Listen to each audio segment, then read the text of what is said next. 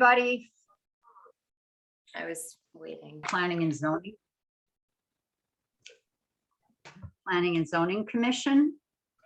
The regular members present this evening are Anna Tamel, James Laporta, Christine Gray, and Stephen Sicardi.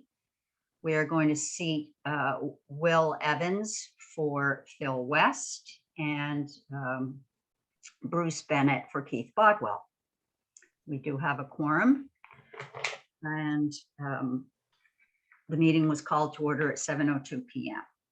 The first item on our agenda is approval of the minutes from the October 12th meeting.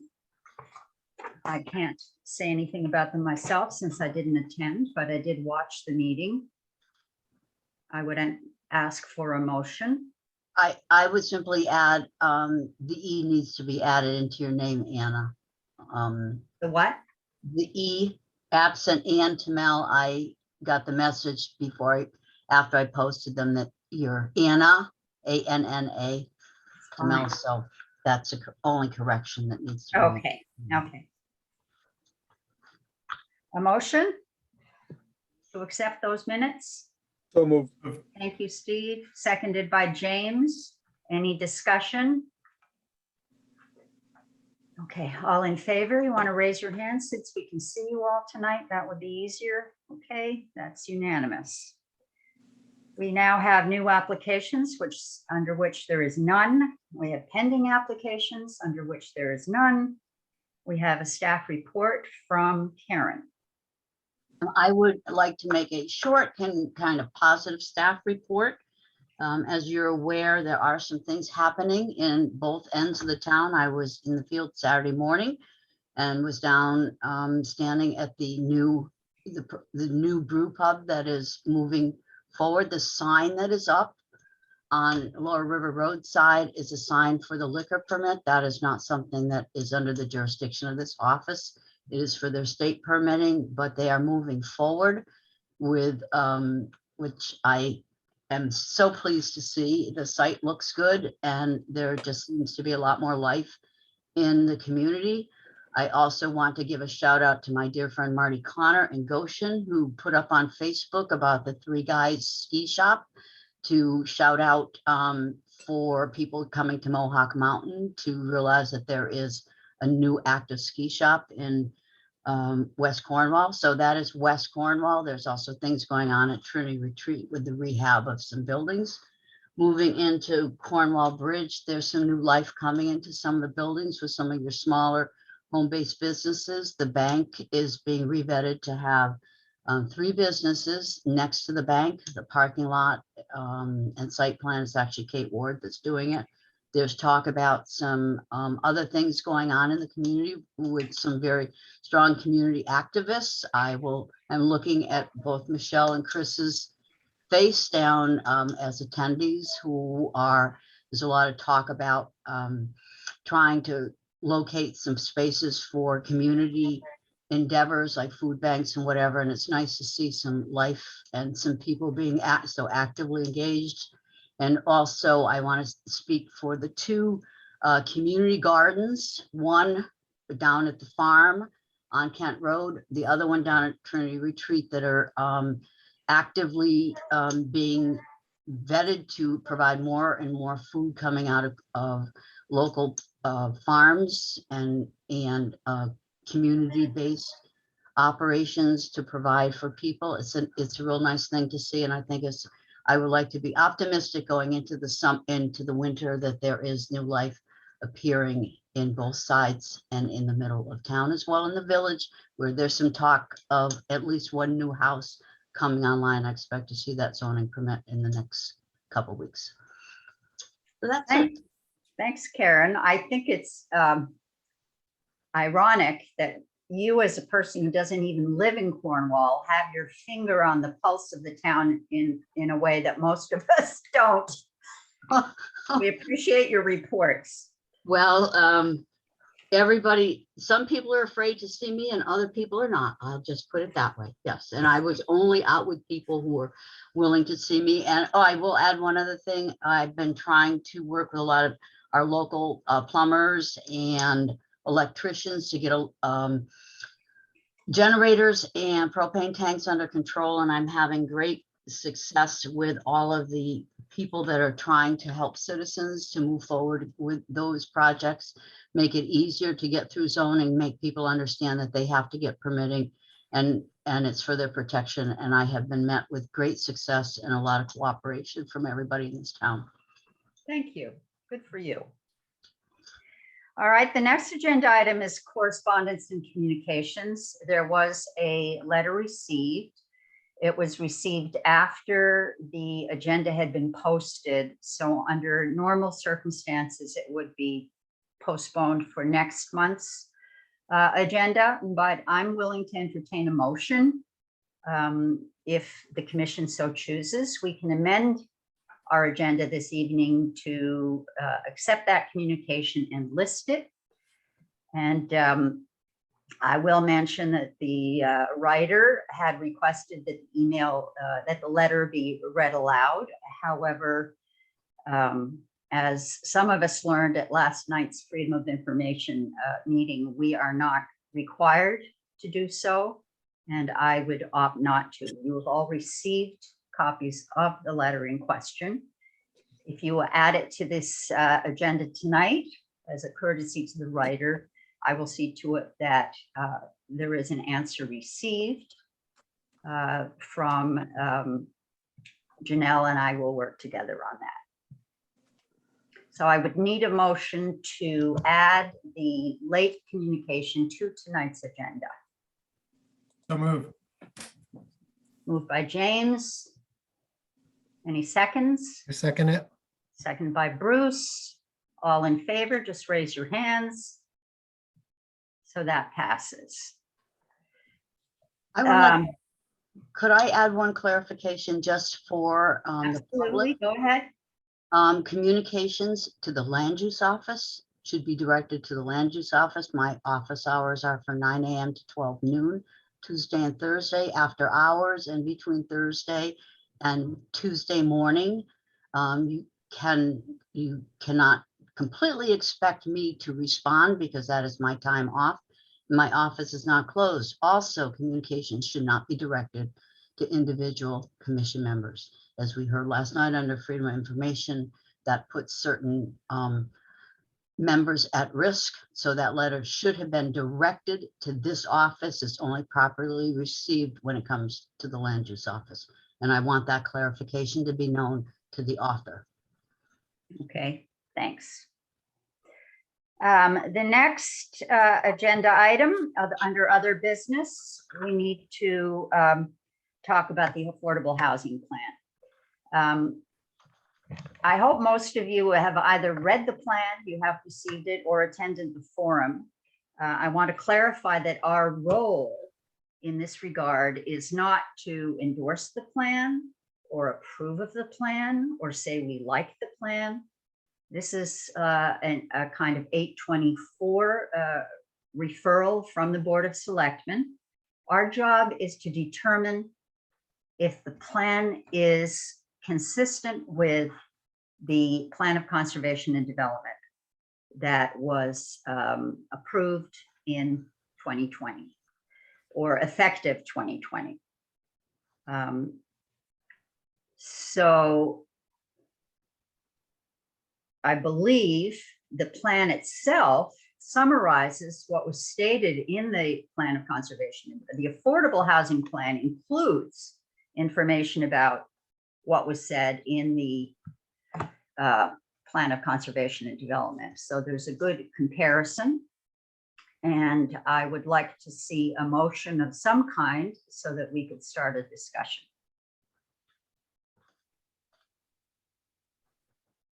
I'll make a motion to discuss it. To do what? To To accept? discuss, To no, to accept? discuss. How does that work? You need a motion to put on the floor for discussion, but you need to reference the document and to approve it. I would say you should put a motion on the floor to not approve, excuse me, to find consistency with the Plan of Conservation Development, and that way you can open the discussion. All right, so I'll make a motion to discuss the Cornwall Affordable Plan, Housing Plan. Who's making that motion? I am Stephen. Steve. Steve. To clarify, Steve, the motion that I'm looking for is to either accept or reject the idea that the affordable housing plan as written is not inconsistent with the plan of conservation and development. And the reason we use the language not inconsistent with is that there are bound to be areas where there isn't perfect consistency. So that's just a legal turn of phrase. Is your motion to accept or to reject? And then we'll have a discussion and then we'll have a vote.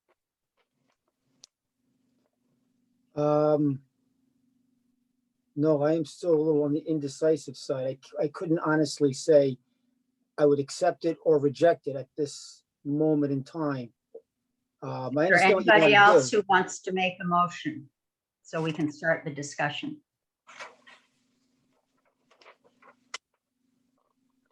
I'll Good. move. I make a motion that that affordable housing plan is not inconsistent with our town plan of development. Okay, is there a second? Seconded. Christine is second. All in favor, or no, sorry, I'm jumping. Discussion. Anybody have anything to say? Steve, do you want to tell us why you feel uncertain? No, I was still going over it. I did have questions on it. And yeah, it was a little bit more of it's not that cut and dry as far as just being able to say, yes, this is consistent with our town plan. Madam Chair, I'd be happy to jump in should Steve have questions. Thank Having served in the capacity as my regional planner hat to work on the plan and facilitate the plan. So happy to clarify anything or clarify the capacity of your role as a commissioner at this time. Well, I guess what I'd like to just vet out a little bit was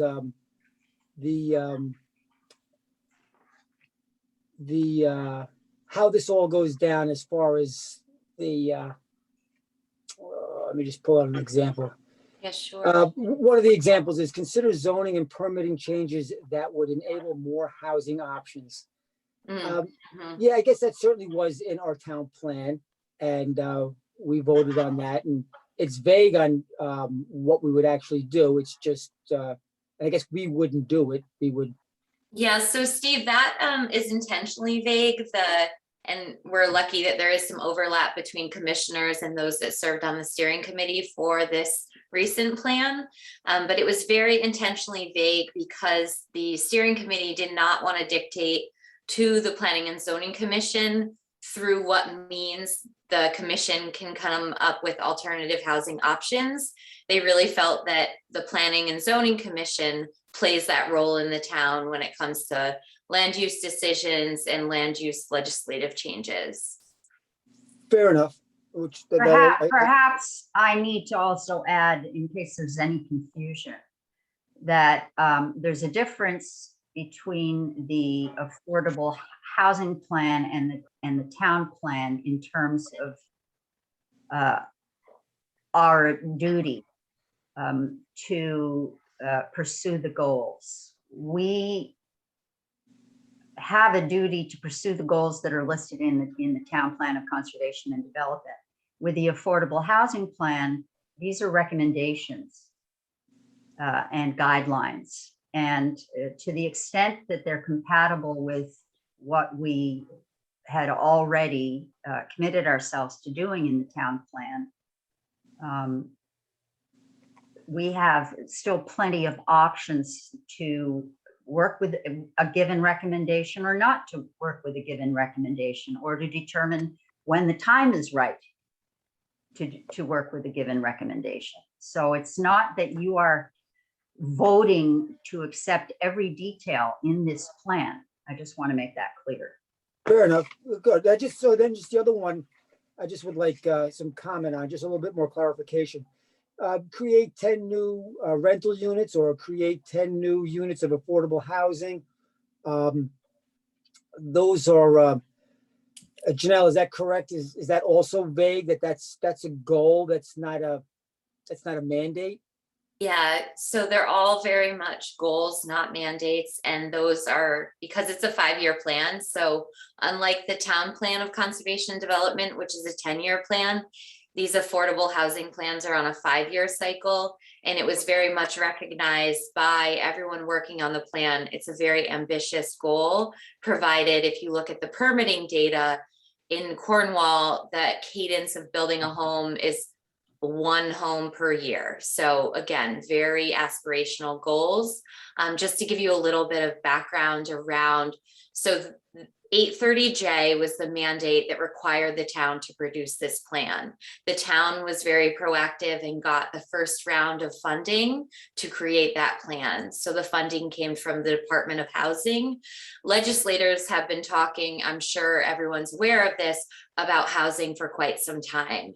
830G came into play in the early 90s, about 1990, and that really was more so I would want to say not the carrot approach to planning, more so a stick approach, saying if an affordable housing application comes to the commission's way, you have very limited discretion to deny it. And the burden of proof will certainly lie on the commission if they do deny such a development, provided that a lot of towns, much like Cornwall, have not been subject to these applications due for a myriad of reasons, including just how we're situated, our lack of public infrastructure, the cost of developing affordable housing. We haven't produced affordable housing to the state level. The state has set the threshold at that 10%. So that is completely separate from what 830J, the housing plan, required. So in session, as we saw, a lot of time was spent around housing, a lot of time was spent around equity, a lot of time was spent around access to housing. So legislators came up with the decision that towns will need to develop a plan to really look more closely at what housing they provide and how they can make it more diverse and, in essence, more affordable. So that was the task at hand for the steering committee. So again, it's very recent legislation. The state is certainly looking at whether or not they plan to get a working group around these plans with hopefully a little bit more guidance for all of the towns in the years to come. But that's where we're at this juncture. So to Anna's note, very, very advisory. It's an advisory document. We look at it to supplement what's said in the plan of conservation and development, and then moving forward, any change to the zoning regulations would go through the same process which we've witnessed a few times in recent past. I really appreciate you asking those questions, Steve, because I think it's important that we all be clear. And I just also want to reassure everyone that the burden of fulfilling the goals of the affordable housing plan is not going to just fall on planning and zoning's shoulders. The plan does promote the creation of a housing commission by the Board of Selectmen. And I would be very surprised if they failed to do that. So the onus is not all on us. This is a town-wide effort. Yes, and the what did you call them? The people that wrote this, help me out there. The steering committee members. Steering committee. They did a fantastic job. This had to have taken quite a bit of time and thought to do this. So I do appreciate the work that the steering committee has put into this. Certainly there's things in it that I'm not 100% for, but I do like to remind myself that we have to do this. This is a state regulation, and if we don't do this, like you said in a previous meeting, the state's going to do it for us. Am I correct on that?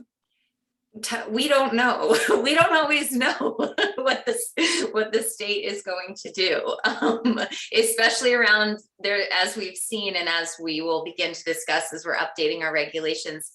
Very, very broad strokes changes to our framework for land use planning. So it was definitely an unprecedented legislative session around the work that will then trickle down to us, but never want to speak for what the state intends or what it plans to do.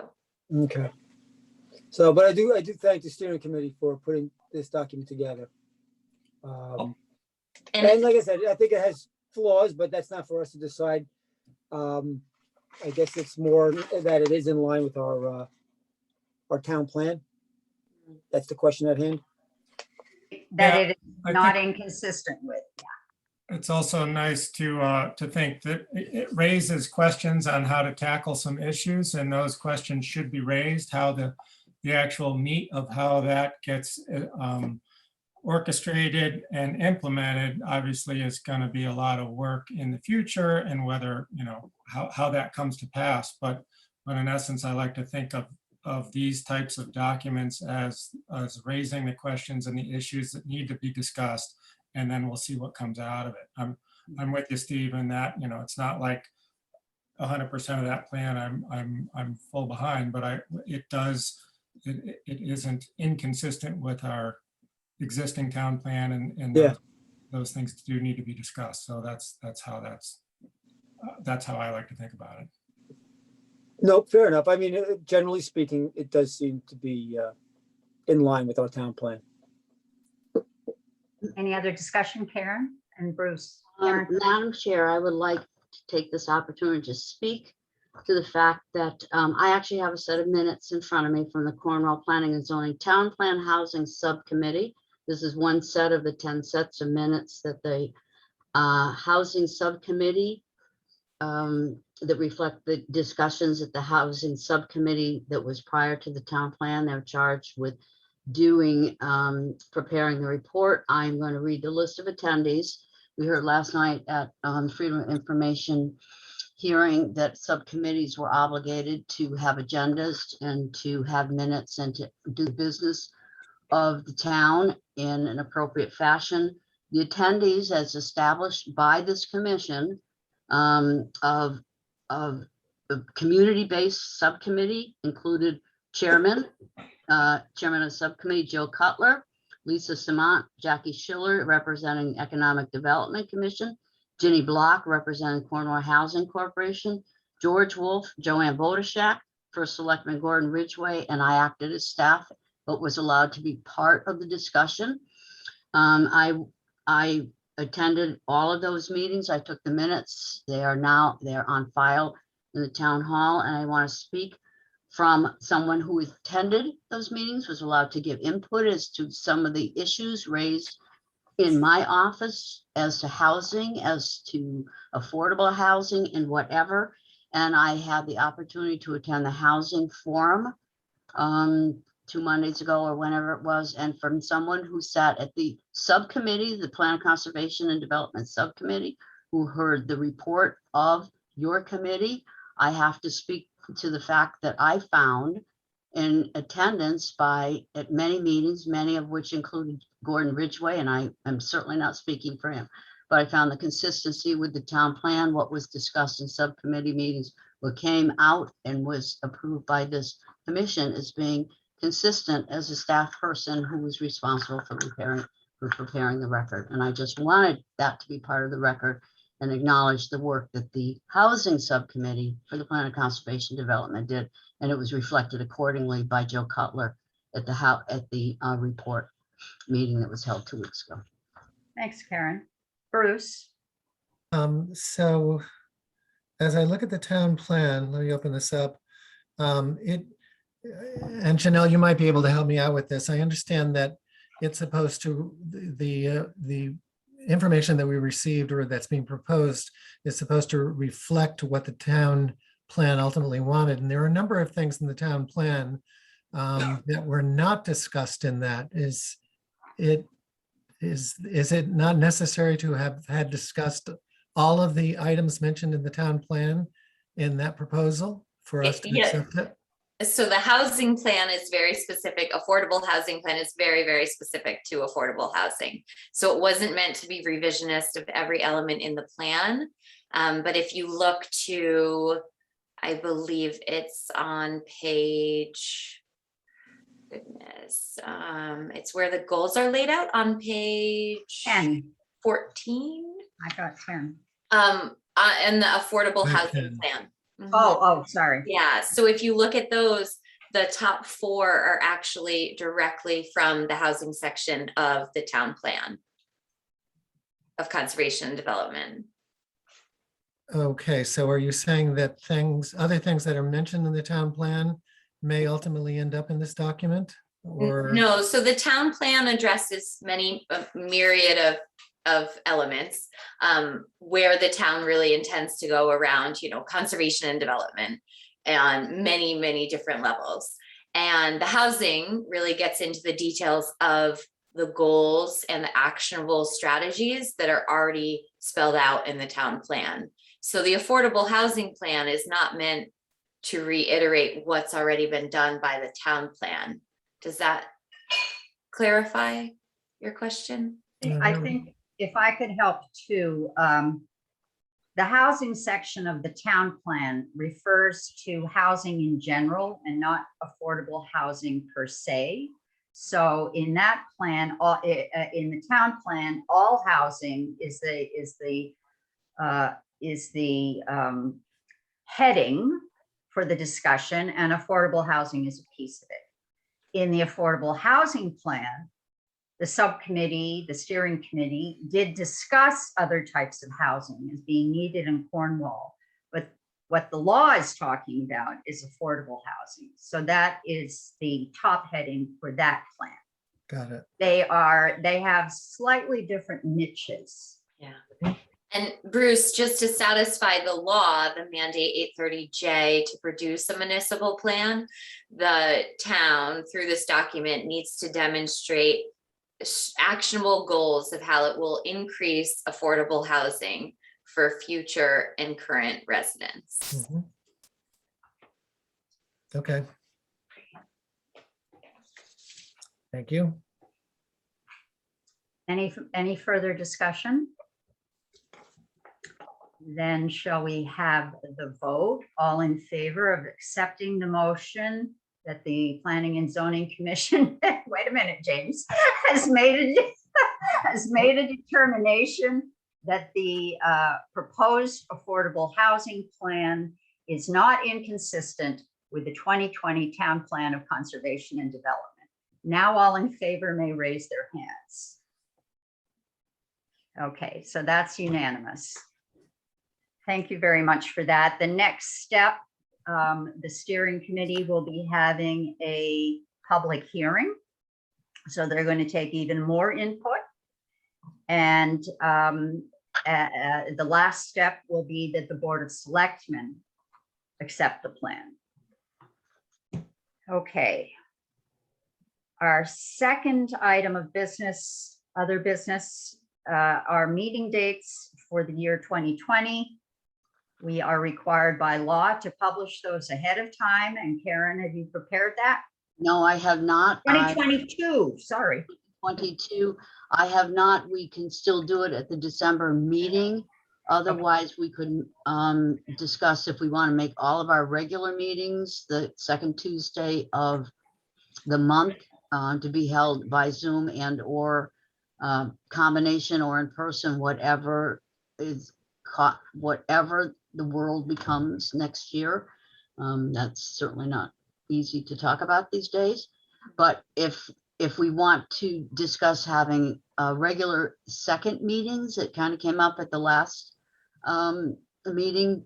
If you want me to establish a schedule just for the second Tuesday of every month, beginning at 7 o'clock by Zoom and or in person combo, if the technology is available, I can do that. I did not prepare the list. I wasn't sure if you wanted me to add a second set of regular planning meetings for the month that kind of came up last month and with. Well, my my personal preference, and I hope I'm allowed to express this, is that we have the schedule for our regular meetings and that we hold special planning meetings on an as-needed basis.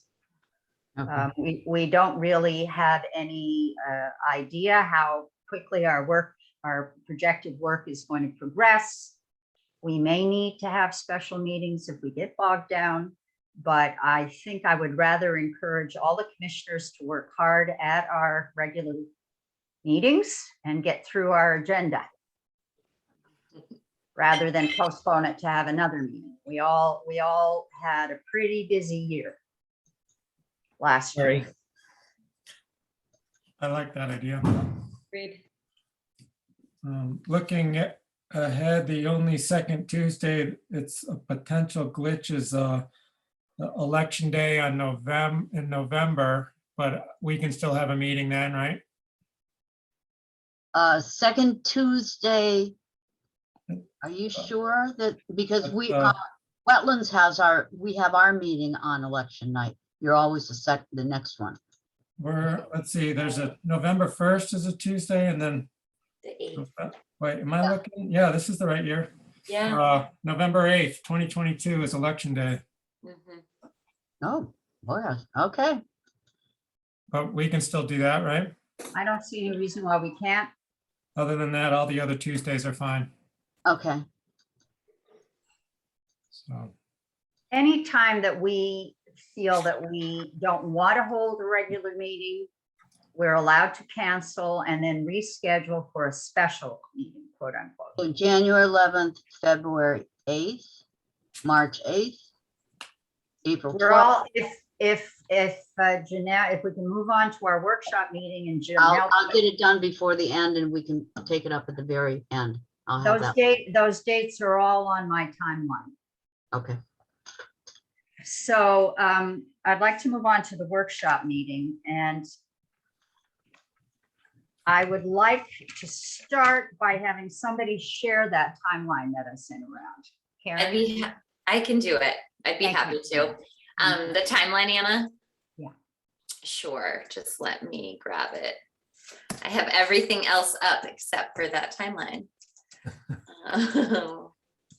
So just to explain, I found it very helpful. The steering committee had, for the Affordable Housing Committee, had a timeline. We had a general sense of how long our work was going to take and what the bits and pieces were going to be like. So this timeline should definitely be viewed as tentative and as wishful. My dearest wish is that we would actually move along faster than the timeline might suggest. But it does give us some goals to go after. And basically it takes the reformatting work and just divides it up into the different sections that are already in our zoning regulations. And what I propose that we will do at our each meeting is that Janelle will have her, you will all receive the new version for the section we're going to discuss ahead of time. Janelle has not only been working on the actual content, but she's also been working on the formatting to make it a little more attractive as a document. I am still stuck in the old days of Times New Roman typing, as Janelle puts it. And new young people have much better ways of creating interesting documents. You're shortly going to see my Times New Roman timeline. There we go. Got it. I thought it was great, Anna. Speaking as one old fogey to another. Yeah. That's right. So, I'm not asking anyone to endorse it. I'm just wanting to share the concept with you about what we're going to be doing. And as you can see for tonight, after we've looked at the timeline, the next thing we're going to do is take a look at the Janelle suggested chapter and section movements. This will introduce us to the general flow of this reorganization. And I don't think that that's terribly complicated. And then we're going to take a look at the very useful land use table that she prepared for us. And start taking a look at the zoning regulation audit. So I'm not even going to ask for a vote. I just would ask for if anybody wants to make any other comments, like, oh, that's way too ambitious, or, oh, I want to quit. I didn't actually look at kind of the length of certain sections, but I think about like Article 6, site plan and general permit requirements. I feel like some of these articles are going to require more than one meeting. I could be wrong. Yeah, you may be right. Yeah, and Christine, to that point too, some sections are certainly more where there can be that local, those local topics, whereas there's other things like special permit and site plan were very much tied to what the statutes have laid out for us as far as timeline goes and what we look at and what we review.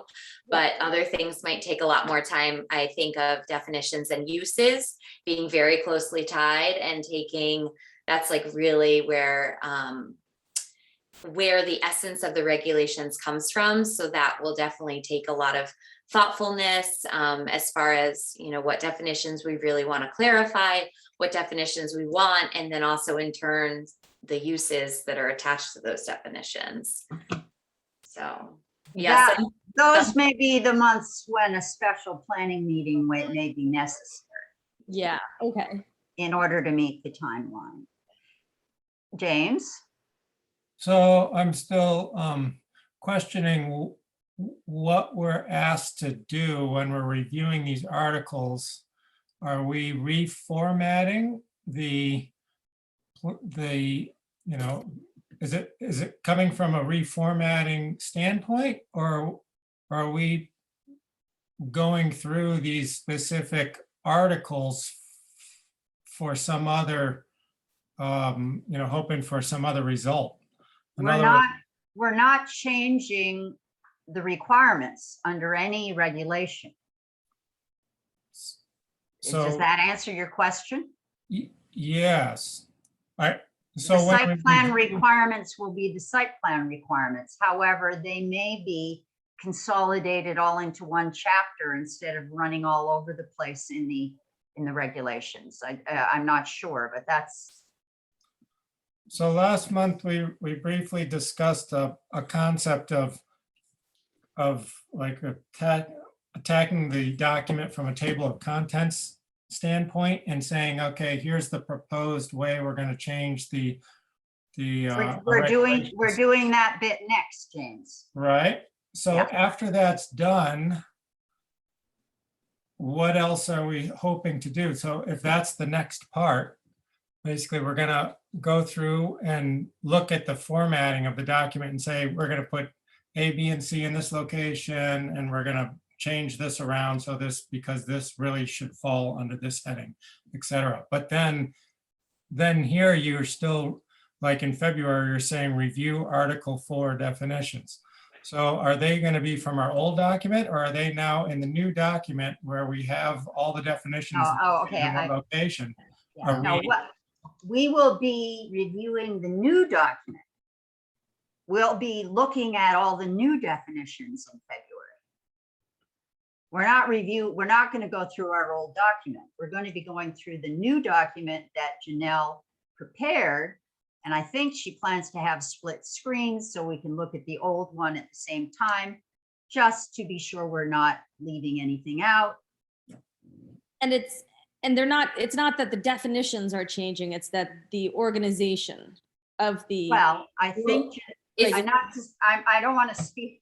Janelle, you answer that question. Yeah, I would love to jump in. So I think what will be helpful as we move forward with our work, it might get very, very busy with split screens, but if everyone has a copy of the regulations that we look at. It's available online as well, the most updated version, and really look at what is in there as we look at what is being proposed so that we can compare and contrast. And I will be taking note of everything that has been changed. A lot of the thinking around definitions, if you do go to page 80 in the back where definitions start, there are many things, and when we get to the use table later this evening, many things in the use table don't actually get defined, and that can really cause problems not only for commissioners when you're trying to discern different applications or different approaches to various things, but also for the general public to understand uses and what uses are actually allowed. So a lot of things that will be added in there won't necessarily be substantively new, but they will be new in the sense that they've not been defined. And it will be a good opportunity, provided there are other changes, just to comprehensively look at the document, both as a tool for commissioners, as a tool for any users of the document coming to town, looking to do various things, and property owners wishing to better understand what governs planning and zoning and how the regulations really do manage land use in town. So If we do that, will we have to have a public hearing, or it's not a big any enough? change to the regulations, even if it's just a period and a comma, yeah, Gotcha. it's a Go ahead. zoning text amendment. You froze, Janelle. Janelle froze, but yes, there will be a public hearing, and Fair enough. let me also just clarify that you will all have a new print version of the latest update of the zoning regulations, because I think you all, like I do, unless you printed them from the, or downloaded them and printed them, you don't have a print version. And I personally will find it very helpful to have the print version in front of me as we look at the screen with Janelle's changes. So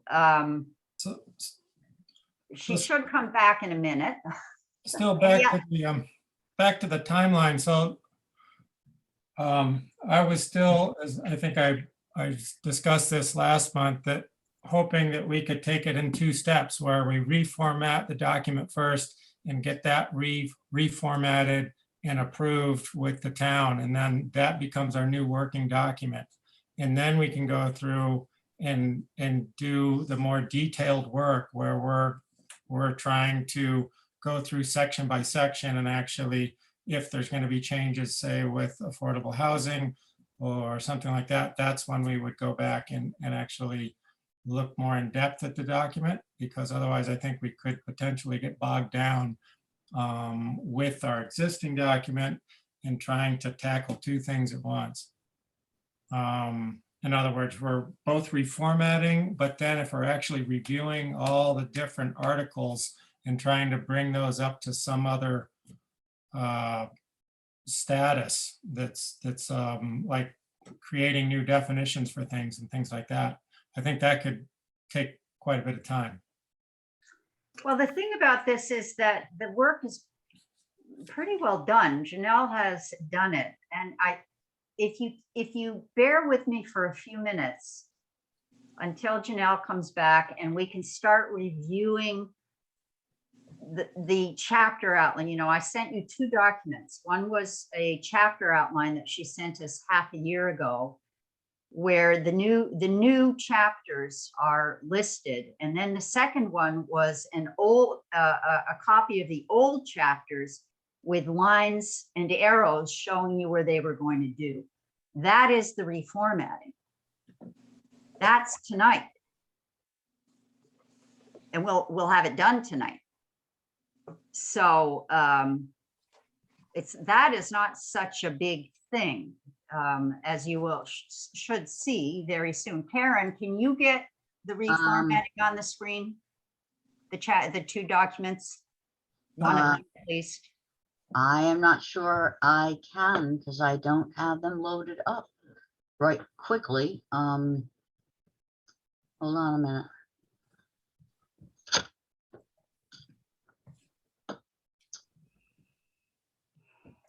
You're Yeah, gonna have to give me a minute. I'm trying to get Janelle back in.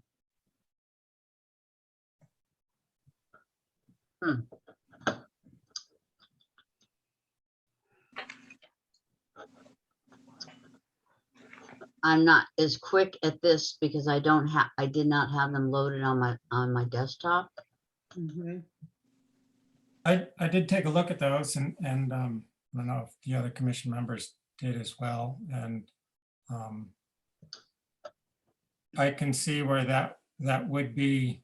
I mean, from my perspective, that was the whole point, to try to get the document more in a user-friendly mode that we can all then access easier for the public.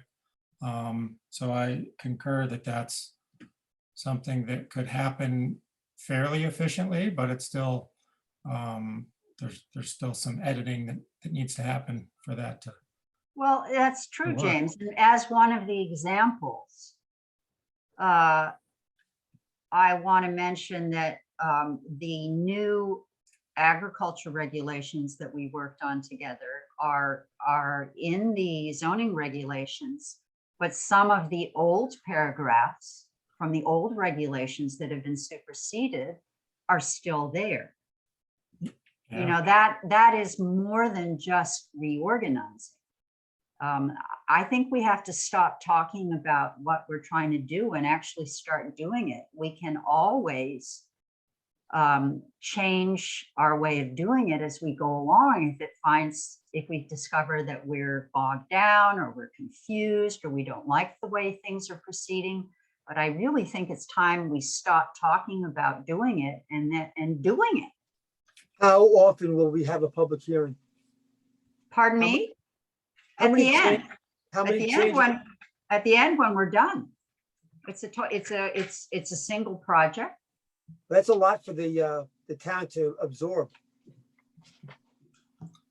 Maybe we'll get some legal counsel, but I'm listening to what you're saying. You I'm know, not if we went- sure that I know the answer. Just that if we went every so many months and said, okay, we're ready, we've done this much work, these many changes, we can present that to the town, show them what we've changed, and then they can digest it. It wouldn't be such a huge burden of information. Right. Well, don't forget, we don't only have to have a public hearing. We could also have a forum where, just like the Affordable Housing Committee did partway through, where they presented their work to date and ask for public input. I think that would probably be a good idea. I can see Bruce nodding his head. Yeah. That maybe we'll reach a point where, Steve, you can say, look, I think it's time we introduce what we've done so far to the town. Let's have a forum. I think Fair that's enough. great. That's a great idea.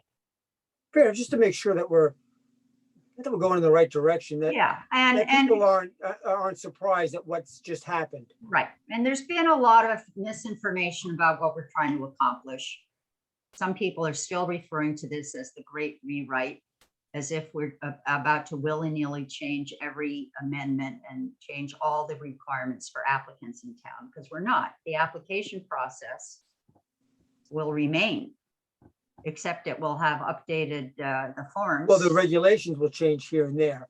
And Yeah. that's what I think the townspeople are concerned about. Yeah. But that's fair enough. If we do Yeah, something similar to Well, what you just said. it may need more than one town for it. I will leave that up to the commissioners to help me decide when it's time for that. Okay. Fair enough. It was a good point. And Sure. back to the schedule, I just think it's a great idea to have a schedule. I think we probably should move on to the other work that you're going to be presenting, because it's a lot of stuff. I know. But I think everybody agrees that a schedule is a good thing to be able to Right. at least have something to follow. Karen, if I sent you those two documents now, could you get them up on your screen? I've got to, actually, I think I have Janelle's on coming back in. I'm just trying to figure, but if you send them to me, I'll try. I'm not as Well, good. is Janelle coming back in, or isn't she? Yeah, she's coming back in. She's trying to get on. There she is right there. Is Jane Ridgway actually Gordon? Yes. Okay, there's Chanel right there.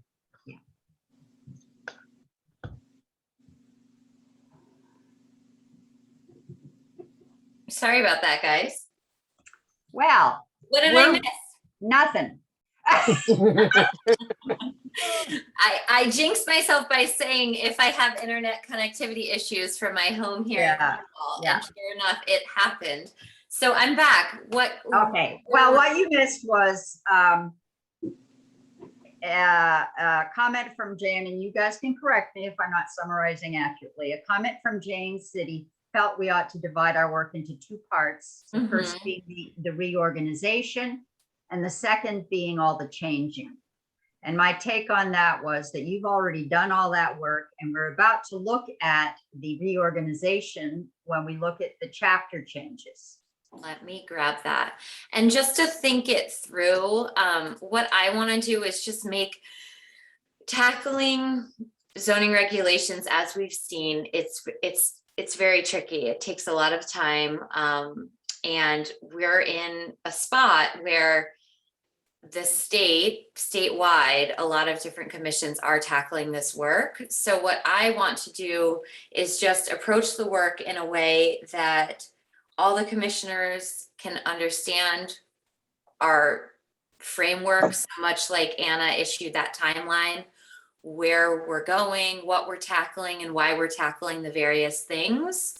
What I plan on doing as I'm reorganizing, always keeping the current regulations effective today with me.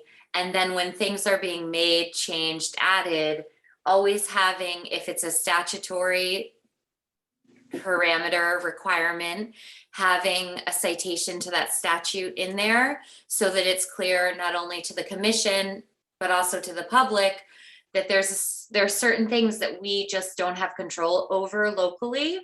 And then some of the changes, it's just making site plan and special permit very concise. A lot of the overlay zones, they get explained in a few different places. So just bringing all of that together. So it's really hard to discern and say, oh, this is a change or this is being reorganized. It's both. It's blended. Yeah, and Right. and there's it's a large task for us to take on, but there's certainly no time like the present, especially now, provided that we've been tasked with many things at the legislative level that we do need to look at. And we've been talking about organizing the regulations. So it's Broke the glass upstairs. do these things, all at the same time while we were already planning on updating the regulations for many different reasons. I know, James, you mentioned the organization was talked about a while ago, and now we do have some changes that we have to make that are unavoidable because of what the legislators served us with some conclusions of that last legislative session. So it is all at one time. The two My- other, my- Go the ahead. two other things, I'm sorry, let me finish catching her up, okay? Sorry, guys.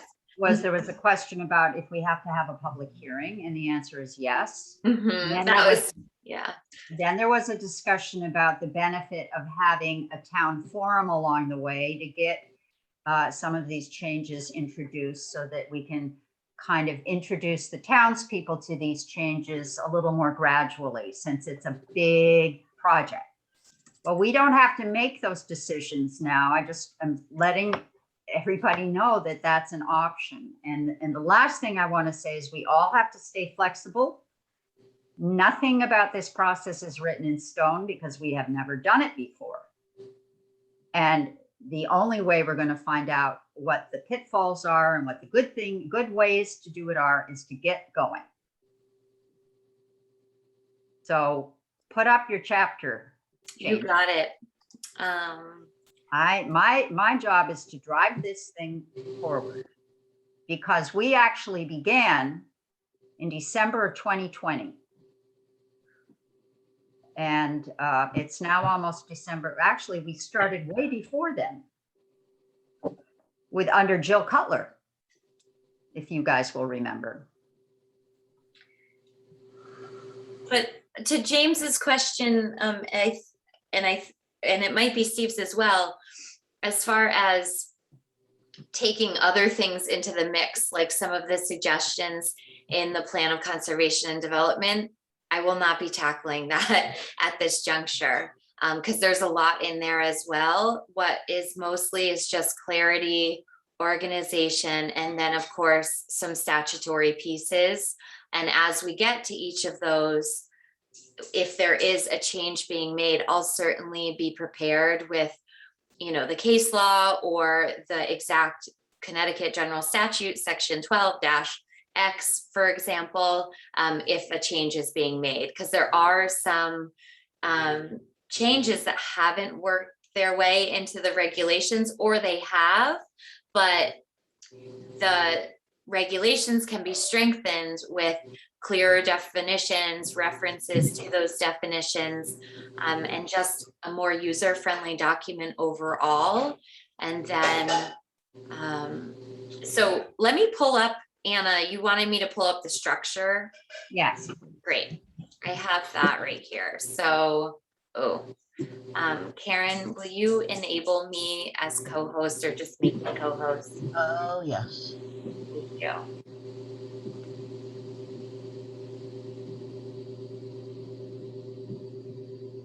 Great. So there we are. All right. So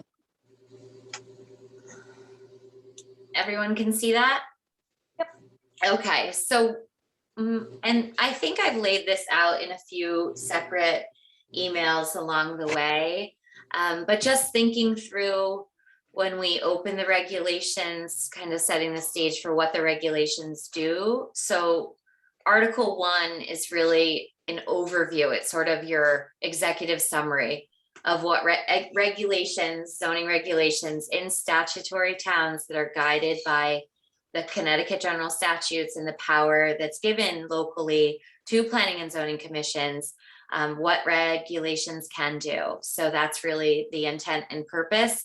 A lot of that comes from the enabling language that we looked at closely and discussed last time, 8-2, and that has been updated slightly due to the recent legislation. So for the first time, I think since 1930s even, that was looked at as legislation and updated. So that's just the intent and purpose. And then an overview, the zones and the zoning map, to really have the map in the regulations so that one can look at their property, understand what zoning district they're in, and then have an understanding of the zoning districts in town. So that's really laying, the basis of what zoning is, zoning being, where things are and where things are allowed, and then getting into general requirements. So a lot of that is taking those sections about conformities and non-conformities, which is town-wide, regardless of what zone you're in, and making sure that all of the, regardless of what zone you're in, discussing when these matters come into play, and then getting into definitions. My thought process behind moving definitions from what is now sort of like the appendix, the tail end of the regulations, to really bring them into the forefront. Because as we've seen and as we've gotten into discussions, the clearer the regulations, the better for all parties involved. And I'm not approaching that from the sense of like, oh, we like, rules and we want to see a lot of rules. It's more so how, as the Planning and Zoning Commission, can we best lay out what rules there are and inform the public about these rules for both parties involved, all parties involved. So definitions really tying into, again, uses, as we'll see, and then dimensional requirements, sort of the building block of zoning, setbacks where you can put things, and then Article 6 will very much be site plan and special permit requirements, which isn't very exciting or creative, but will really lay out the procedural processes that we do follow, hopefully making it very clear, not only to the commission, what criteria is being analyzed for approving applications, but also for applicants, what is required of them for bringing forth a site plan or a special permit. Then we get into uses, overlay zones. Overlay zones, they're sort of in various places. So if you look at your regulations now, you'll find different things in different sections. My efforts are really around making sure that things are in a place, and if they're in a different place, that they get referenced as such, so that it just becomes a more user-friendly document. And then we get into special provisions. So that's another very important section around detailed rules like accessory apartments, home businesses, and all the myriad topics, flag lots, recreational campgrounds, multifamily and affordable housing. So that is something really where a lot of the local decision making has already been written. And again, no substantive changes other than organizing, making sure that our writing is succinct and clear, and then also the definitions are well explained, and the procedures and the processes are really well explained. So this is sort of a roadmap for where items will go. I will also point out that if you look at you haven't quite finished though, right? My timeline references the new chapters, not the old ones. Okay. Mhm. So are we, What about chapter 10, signs and parking, and chapter 11, administration and enforcement? Yeah, that, let me pull that right back up. Sorry, I jumped the gun on that one. Yeah, So missed page 3. here we go. So then, yes, we end on signs and parking, and then administration and enforcement will be at the tail end of things. So I love that. I think it's great, and I'm kind of looking forward to seeing that new arranged document. And I'm just wondering if you can get that together, can then we all work from that document and maybe have go through the acceptance process at that point, so that then that can become our new document and we can throw this whole thing out. And then we don't have to reference back and forth. We get to a point that we say, okay, it's reorganized. We don't have to compare back and forth anymore between what's in the old, what's in the new. It's all in the new. And then we can go through and say, if there's something that needs to then be reworked, we can work from that new document that's in a new format. Maybe we can have the reference, what you're saying, to the state statutes, whatever, but at least we're all literally all on the same page. Yeah. That's what I was thinking of in terms of kind of dividing and conquer. If we can just take that step and get it as approved, accepted, the whole town's on board, and then we can work from that in the future. I still think that might be more efficient, Yeah. but that's just me.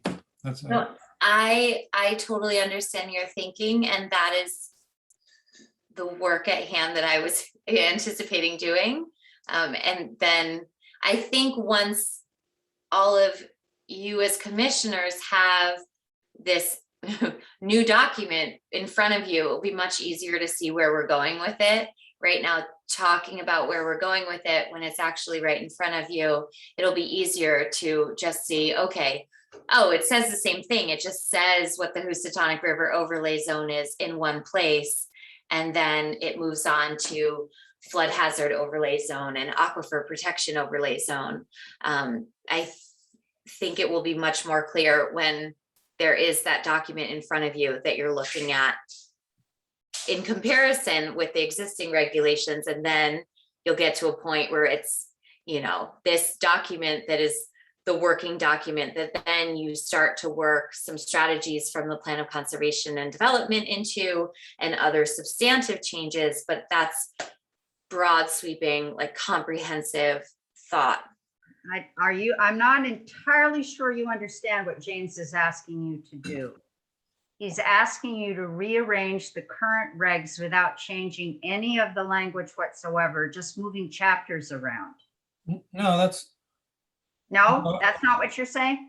it's basically reorganizing the document into some new cohesive document. Some of the language is going to be redundant, so we get rid of the redundant language. We reference whatever's new, but we don't, in other words, we take that timeline that you just said and make it a new cohesive document that's readable, workable, everybody can look at. And in the old one, this old document becomes the redundant one that's. Yeah, right. But That's what we were going to be doing, James. I don't understand this. sent to us the working draft. What is that? Is that Well, not- there's a new working draft, by the way, and Janelle will have that to us by our next meeting. I think we should table this discussion until we actually see the working draft, because I'm having trouble picturing, picturing what the problem is. And I think if Janelle can give us that new reformatted document, it'll become clearer and less scary to everybody. Sorry, Christine, go ahead now. No, I just wanted to clarify. So we have a working draft from July 2020 that corresponds with these articles. but Right. that's not, I think that's what James is looking for, is it not? Just an update. Well, something like that, I think. I'm not sure. So yeah, Chris, James, Sorry. James, no, Apologies. Yep. hang with us. Just hang with us until next month when Janelle has her latest version. So she rewrote these things in July of 2020. I have a Yeah. problem with some of those rewrites.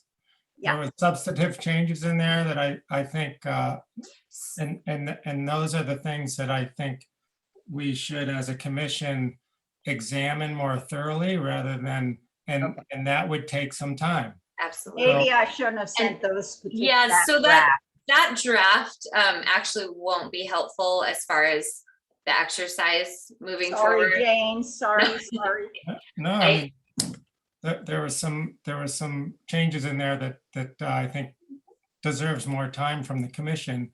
And if that's what we're going to be working for, I think it would be harder to get the whole community on board with some of those changes as well. All right, I should not have sent it. I see that now. I think I muddied the waters. Very sorry about that. No, so I think just for everyone's understanding, because we have some new commissioners, we have some commissioners that joined at different junctures. So just a quick summary of kind of what I've been tasked at hand thus far and what's happened and where we're going. So when Jill Cutler was our former chair, I met with her and Karen at the very beginning and looked at the plan of conservation and development. And our thought process was, reorganize the regulations just so when we do get to the substantive changes that are proposed in the plan of conservation and development, we have good building blocks, so that there's a document that's there that's user friendly and that's modernized in the way that it needs to be, and that we can work off of that for substantive changes. So we're discussing the plan of conservation development, we're discussing reorganization, and we are working on that. And we did tackle some regulatory changes, and now we're sort of back at where we were with looking at reorganizing. Along the way, when we were reorganizing, there were different discussions around putting the document in a new format that's just visually different than what it is that it has been in. And there were different positions of commissioners. Some wish that it remained in the old format until it was at the point that it could get translated into this new formatting. And there were many different opinions about where it would go. At this juncture, because we're looking at reorganizing and updating from a statutory legislative perspective, it seems like it is a good time to just start with the format and then move these things around as we were discussing many different times, and then working from there. So reorganization is, the #1 priority right now, getting it into the new format and then taking it one step at a time. I think it will be a lot easier when we start to move into the new document to then see how it's going to come together.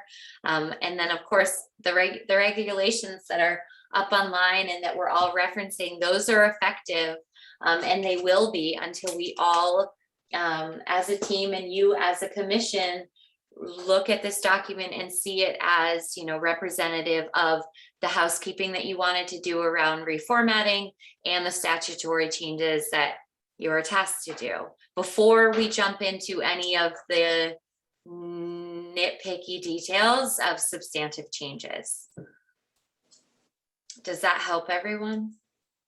Yes, thank you, Janelle. We've said it a number of times. Let's just move forward now with the land use table. Does this land use table reflect our current regulations? Yes. Okay, and are land use tables found in some, many, or most zoning regulations in other towns? Some. Okay, So it's small. I can certainly zoom. why don't you zoom on it? Yeah, let me do that. So the language that is in here, all of these permitted uses are within the current regulations. What I did was created this visual tool that shows where all the permitted uses are currently allowed. It's just a different way of demonstrating the regulations that are already there. So all our zones are up at the top, and then the key is down here at the bottom. So because I can't get one screen there, the key is just showing what's by right, what's by zoning permit, what is by site plan, and then what is by special permit. And you will see there are some gaps in the table. The table's gaps indicate where it isn't really clear in the regulations if that use is allowed or if it isn't allowed. And I mean, this might be a really good exercise for everyone on the commission, is take a peek at this table, look at your current regulations. Let me know if I made any mistakes. Let me know if anything is not clear, because this is like in a snapshot on a 1-page representation of truly the uses allowed in town and where those uses are currently allowed. So it's a really good exercise to also look at some of these uses and the definitions to see if there is actually a definition within the regulations that describes what that use is. So there's a lot on this one. So Janelle, did you make this sheet? Mhm. Yeah, this is incredibly educational and really clears up a lot of the issues about what is allowed in what zone, et cetera. So it was great. This is a great sheet. Thanks. I used all the language that's existing in the regulations. You'll find some things that are in there that, those, it's just as written from the regulations. I always ask about the, non-commercial excavation versus the, antique shops. We never really define in the regulations, but it's in there as a use. There's some other things that as you look at this, it really helps have an understanding of where things are allowed and if they do get defined. Also interesting reading down through the uses. It's kind of a history of Cornwall and various other items that have been hot topics in the past with its own specific line. I mean, it's interesting for me just, being a land use planner and having worked in the field for over 10 years, when I hit a word that I don't understand, I always know that there's a little bit of a local story behind that word. permanent sawmills for limited commercial use, those sorts of things, like very, very particular to one town.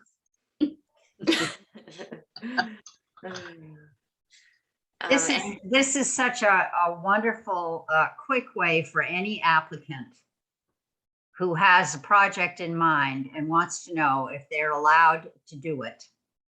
If it's not on this list, they're not allowed to do it. And it will tell them the process that they're going to have to go through.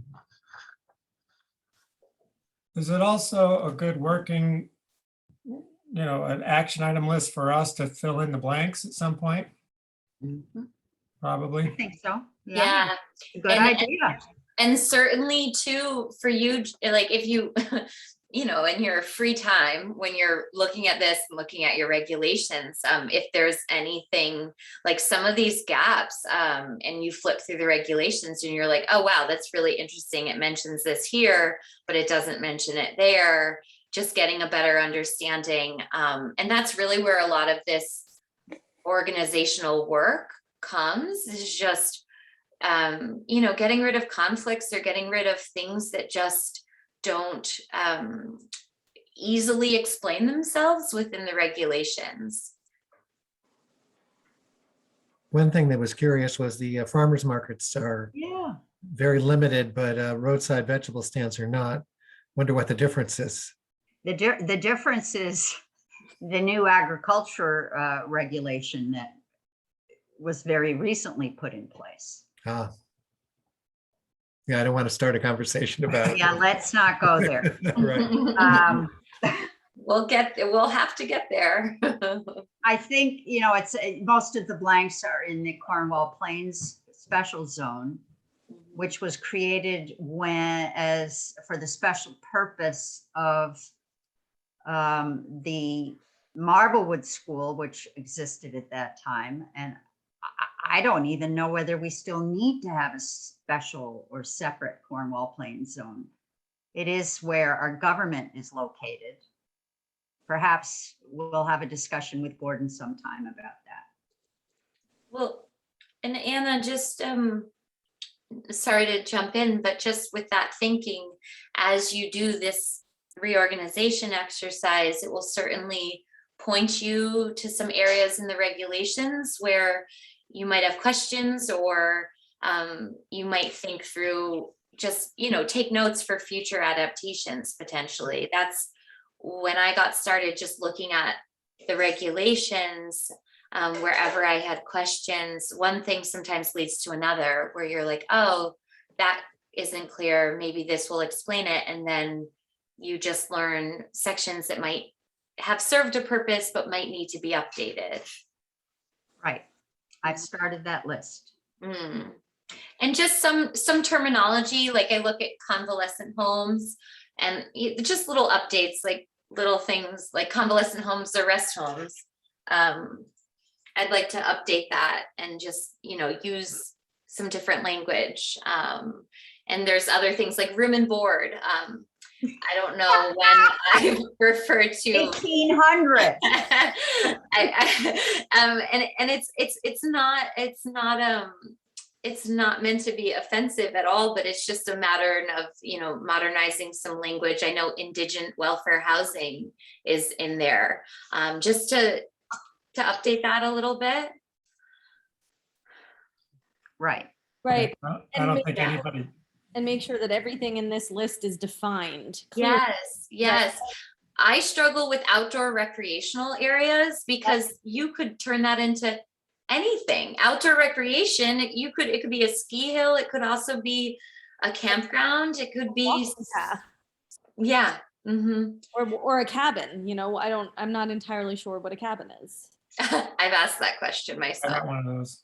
Yeah. And I have always, antique shops comes in there, and that is not defined. And it also has always sort of made me laugh, because it's very clearly different than retail, but just not being defined. It's like, okay, so it's allowed in R3 and R5 with a special permit, and then in the business zone, but nowhere else. So just little things like that. Yeah. And then personal service establishment, I mean, just not defining that, that's a very, very broad term. You could, yeah. Yeah, the mind reels. Mhm, mhm. Yeah, there's a lot of work to do right here if we wanted to go through and make this chart usable. Yeah, and James, just my thinking in preparation, for next time and next meeting is to really come with a new format and have the reorganization beginning to take place. So, starting with intent and purpose, then moving into the zoning district and zoning map, and then we get into definitions pretty early in the process. And that's where I certainly see we will be spending a lot of time. Yeah, Uh, and we may hopefully move through some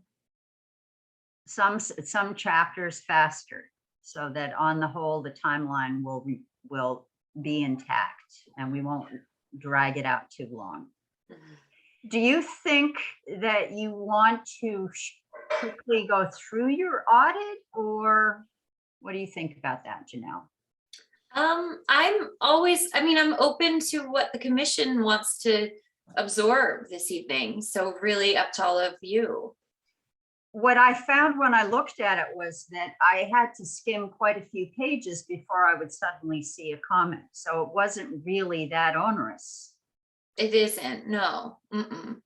More so, do you want me to just bring it up? Yeah. Okay, let me stop that and then let me find it. Here we go. No. Whoa. Sorry. I made you one. Thank you. Yeah, let me find that. Okay, so just to explain the audit as I dig through my emails to find it. So what I did, just as a quick exercise, was skim through the regulations and highlight sections that were just out of compliance from a statutory standpoint, just from either case law and also from recent legislative changes. So let me pull that up.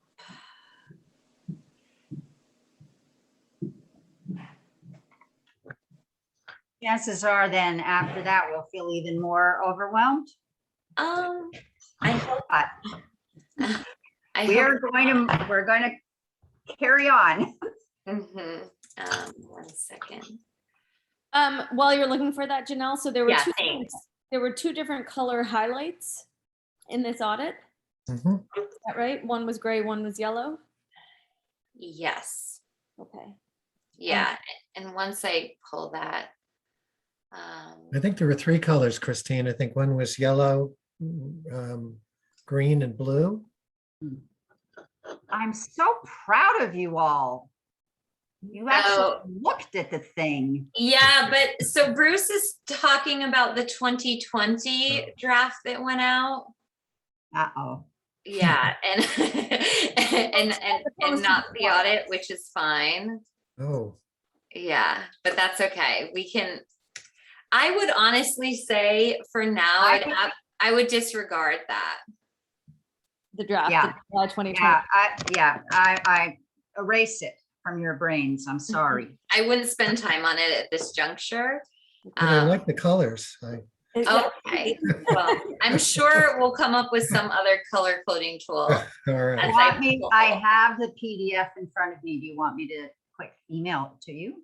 I have it myself. I do believe I just have pulled it up. It looks like yeah, here we go. Sorry, guys. So here, too many documents. So here we go. So it looks like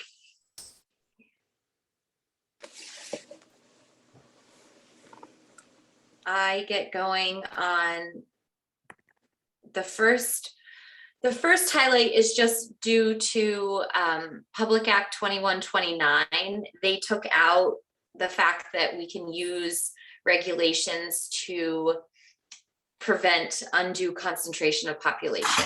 So that's just a word change that the statutes are now dictating, much like using the term rural character came up during the legislative session. So that's a pretty straightforward one. Then I use gray where there's just a lack of specificity. And that's more so a note for me for a future thinking. And I'm sorry if it bogs everyone down a little bit, but I was just, when I read this, I say, okay, ZEO keeps a log or a record, but it doesn't say of what, and it doesn't say, it just more direction sometimes is really helpful. So some of these are notes to myself. Some things are certainly references to make sure that we acknowledge the electronic world. So where there's copies of documents, we also make sure that the online website is referenced, just little things like that. And then I get into, we've talked about this before, just making sure that there is a zoning map in conjunction with where we're explaining the different zones. I highlighted a few things that are not clear. We can certainly get to when we're going through substantive changes and also that actual section. But then we get to yellow highlight again. And to Anna's point, there really isn't too much that's of glaring concern. Sorry if anybody's getting dizzy from this, look away. Page 18. So this is where we get into the uses, special permit uses in Cornwall Plains Zone. And this is very unclear. Uses which are considered to be generally compatible with the purpose and standards of this zone and therefore may be permitted under this section include, but are not limited to, professional businesses or financial offices, apartments, elderly housing, nursing homes, life care or similar facilities, artisan studios or workshops. So just that lack of clarity is just a big red flag, just from the standpoint of having a reasonable expectation for the use of one's property, not only for the commission, but also for property owners in this area, because that's just very nebulous. So just thinking that through, and uses are either allowed or they're not allowed. I think Attorney Grimes might have mentioned how the regulations are permissive yesterday evening. And that's basically saying what's in our regulations is what's allowed, what's not in our regulations is not allowed. So making this more clear, that was a big thing that I highlighted, just because if we have uses, if we have zones, we should be defining our uses. We should make it very, very clear. Again, just some little things that we can make a little bit more clear when we get to those various sections. And then we get into this 4.6. This is in dimensional standards. So it does say that the commission may allow by special exception structures and septic systems outside of the buildable area if the placement results in less grading and provides a scenic view. So these sort of variances are called variances, and they wouldn't actually go through the special exception process. They would go to the ZBA.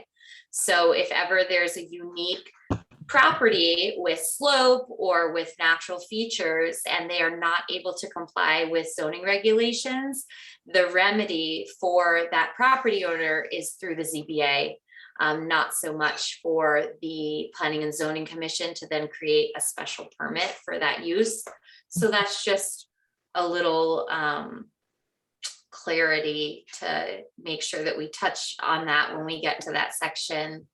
And then again, just other things that aren't consistent. And then we get into this mobile homes. So mobile homes were touched upon at the legislative session. To make a long story short, a mobile home should be considered as a family, like as anyone would consider a single family dwelling. The regulations do state that now as they're written on page 23. And then we get into this, the lot owners of immediate family. I would not want to ever have to defend that in court. Requiring people to only let immediate family use a mobile home. So anywhere where zoning regulations gets into the user and not the use is a little bit of an overstep of the jurisdiction of planning and zoning and commissioners. So again, we're talking about use and not the users, not the people. So I definitely would get We're regulating the land, not the people on the Yeah. land. Yeah, I would certainly get that out of the fray. And then we get into, Excuse me, Janelle, so that's for like all owner occupied, anything that states Well, that or not? so no, owner occupied that's just, that the owner lives there. It's not saying that it's not specifying who that individual would be. There are some, just an example that I've seen for some other towns is like, for example, efficiency unit requiring it to be someone from the immediate family or a descendant of the immediate family. Case law and a lot of court battles have like really taken, let's get the people out of what land use is saying. But owner occupation is a whole different, it's addressed in a very different way. So as far as mobile homes, they could still say owner occupied. Yeah, and for this, I mean, this is just a temporary, this is based on your lot. So I would even leave that to the property owner. It's up to the property, if they have a mobile home that's on their lot and it's occupied on a temporary basis, I would maybe leave it up to that property owner to discern who it is they wish to occupy it. Because it is their property. Gotcha. Yeah. Unless you want the commission to tell you.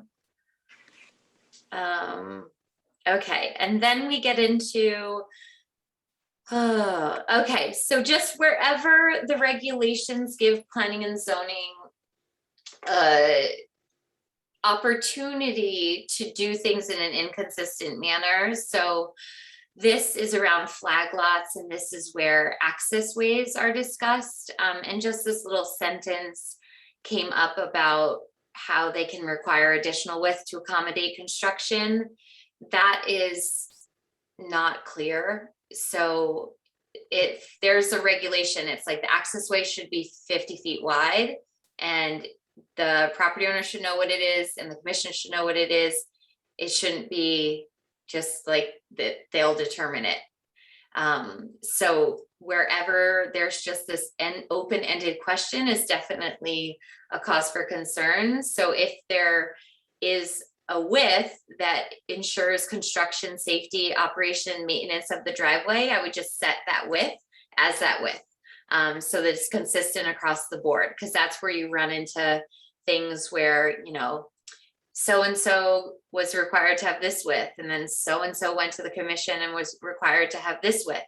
The commission just doesn't want to get into the practice of having different results for very similar applications. And then again, same thing where there's some planning and zoning discretion that isn't very clear around another width thing. So very minimal. It's just a matter of making it more clear. And we'll get into the nitty-gritty details when we're in each of these sections. And then we get into site plan, and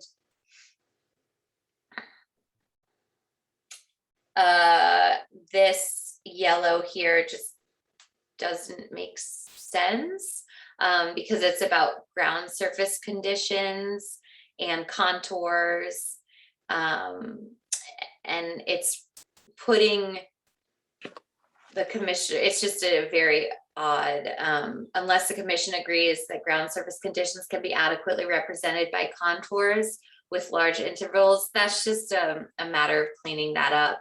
And then here too, that the commission may choose to require one or more of the above items. Just absolutely, there can be conditions to things, but not with site plans. So that's where that, remember, just from what we've been discussing, you know, site plan is very prescriptive. So can we check every box of the regulations and ensure compliance?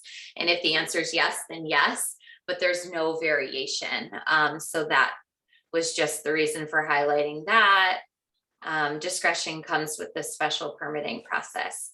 Erosion sedimentation control, and then special permit. So I highlighted this in special permit. So a special permit may be granted subject to certain conditions. That's a very true statement. However, the regulations should lay out what those conditions may be so that applicant has a reasonable expectations of what the conditions can be. So if the commission decides to condition a special permit, which they certainly can, they should definitely lay out a list of what it could possibly be. So hours of operation or other things, but it should have a very clear list. And again, that's just clarity for both, everyone involved. And then we get into, yeah, so there isn't too much. Oh, so this is new. So this gets into, we're in accessory dwelling units right now. And this is a recent legislative update.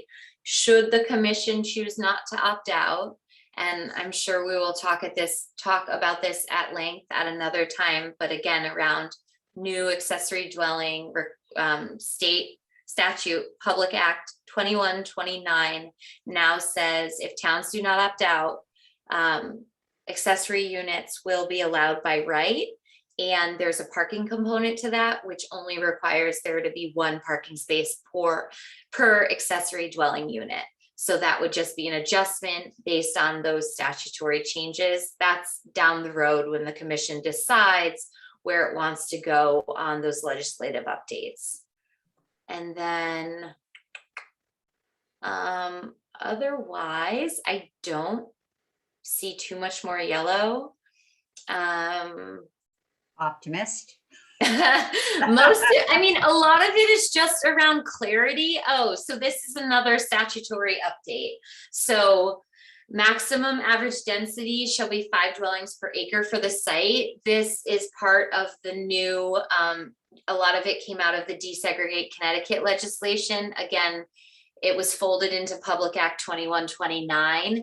This is now stipulating that towns must allow opportunities for multifamily development within their town, and that the number of dwelling units cannot be capped.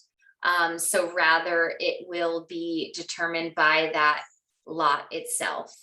So that's another, we will get in the weeds with these statutory changes as we cross into the threshold of substantive changes, but just highlighted this section because of what the new state law is saying around multifamily housing.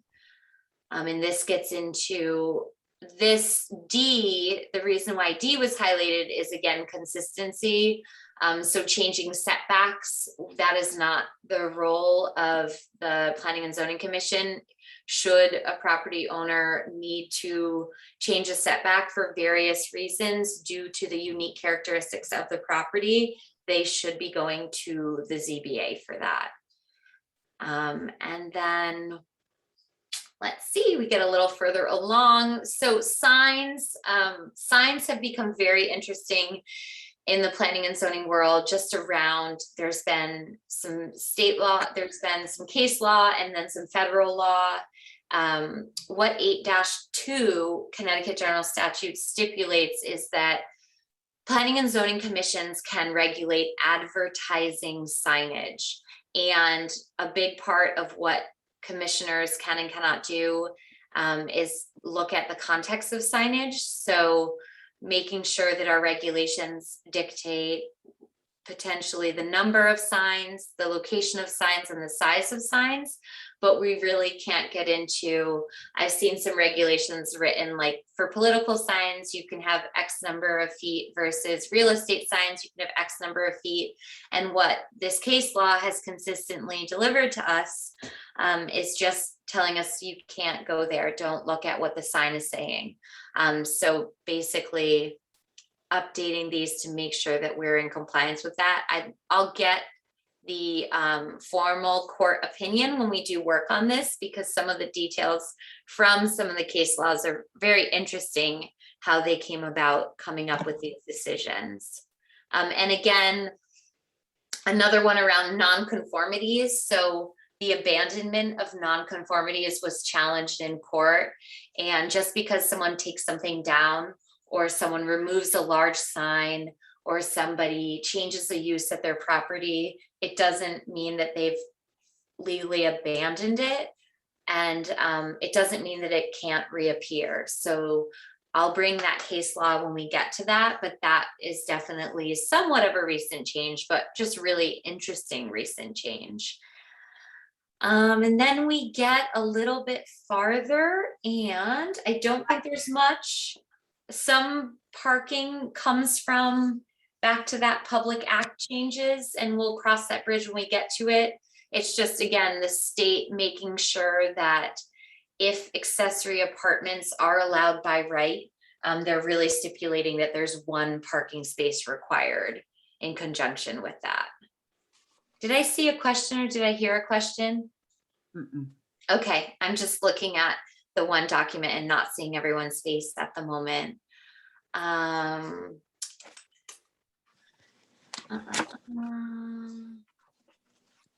This is just clarity. We'll get to that when we get to landscaping. And then plan conservation zone. We won't get into the weeds on that too much. So to Anna's point, there's not many alarming things in the regulations. I think a big one is really going to come into making that conforming chapter very clear, and that will be in general standards.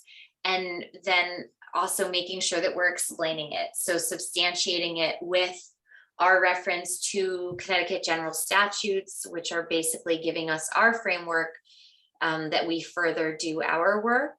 And this is all around non-conforming use, And then, yeah. Janelle, do you, Mhm. I mean, we are living in a brand new world, Mhm. and eventually our regulations are going to be posted online. Yes. And will our regulations include any links to the legislation? So that applicants can read the legislation if they want to. I think that would, I mean, to have hot links in there as much as we could within a PDF, I think very helpful. The tricky thing with hot links is as they change, if they change, they will Right. be no longer relevant. What I really think is also user-friendly for regulations, especially if they're accessed digitally, which many things are these days, is to link them throughout each other. So I noticed, and I've said this before, but I was at my first meeting when I could see you all in person, and I was just observing everyone, and you're all at the table flipping through these papers. And what I hope is that if there's ever a provision, like if you get to special permit uses and then special permit gets mentioned and it says, you know, see provision here, that you could actually click on that and it would open the section of the regulations that then Oh, wonderful. explains that. Yes. Yeah, That would be great. so little things like that, because you know, we're flipping through and there's certain times too where you're like, I know it says something further about this elsewhere, and unless you have a digital version and you're doing control find, which I do all the time, but just making sure that there are little links between certain things. I think less so with outside sources, just because we don't have control over those. Right. We could maybe find a different place to post the most current links as we know them. with, with a disclaimer that. And might- there's always opportunity too for appendixes. So if we find that we're mentioning a Public Act 2129 many different times in our regulation, to then have it in the appendix for that really well-researched citizen that then wants to go and read even further. Things like that we can certainly work in as we get working on this. But I think another thing is just a lot of maps that get referenced, like flood hazard overlay, Housatonic River overlay, aquifer protection areas. Those are not in the regulations, and I think it might be really user-friendly for everyone to see where those areas are and see where the areas are applied, because there's a lot of language around Housatonic River overlay zone, but we don't have a map. So I'm a very visual person. I think it helps when to just have everything in front of you when you're trying to digest all of this information. But we actually do have the maps, right, Karen? They're in your office or in the vault somewhere. But They're in paper form. they'll and have to be it's on- translated a little bit better into a smaller document, as I can point out what's behind me, yeah. And some of the overlay districts, if you look at them, I think Janelle would agree that they don't really always blend into, they're in the zoning map, but then to try and translate exactly how they fit sometimes is a problem, yeah. HVA did a really good job with what they did with the map. Anyway, so that's a problem, but maybe we can, as a town, figure out a way to get digital copies made. Yeah, and just Okay. making sure, I think, because, here we are on Zoom in this digital world that we're living in, making sure that the things that do get referenced within the regulations are somehow available electronically. Because there are other things I know, like the telecommunications section gets referenced. And I'm positive there's a copy of that in the town clerk's office, but it's something where if I'm doing the research home at night, it'd be nice if I could just click and find it online too. Well, we actually went beyond my goals for the evening. We actually zipped through the zoning audit. Does anybody have any comments or questions for any? Anna, can you make sure I have a copy of that? I'm not sure I got that document. The zoning audit? What Okay. we just went through with Janelle. Okay, Yeah. no problem. I will make sure. And, Bruce, I think too, we'll revisit each of those elements more as we dig into each section. It was more so a tool for me just to not forget these things as we get to them. Yeah. Well, it's good to be able to go over if I'm going to be going over the regulations and memorizing them, it would be good to know where issues may lie. Bruce, most of us, even after years and years and years, where the closest thing to an expert we have on this commission is James. When it comes to Right. the actual- And he says no. All right. Well, I learned a long time ago that you don't have to know everything, but you have to know where to find the things you don't know. Yeah. And that's the whole point of having these regulations That's right. in a format where we can find what we don't know. I think we have come to the end of our agenda.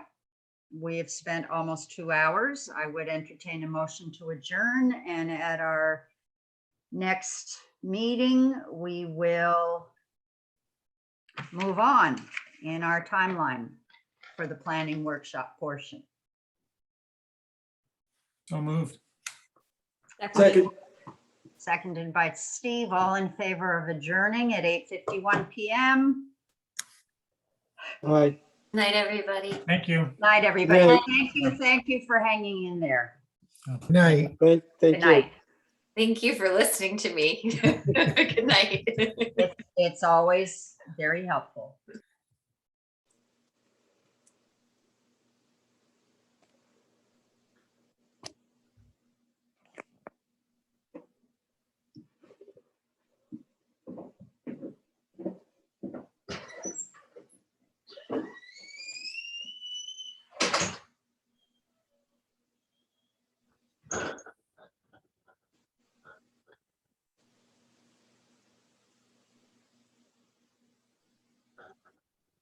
Did somebody just forget to, okay, I'm gonna close out the meeting. I'm gonna record it. I've recorded it, so I've got to Okay. convert.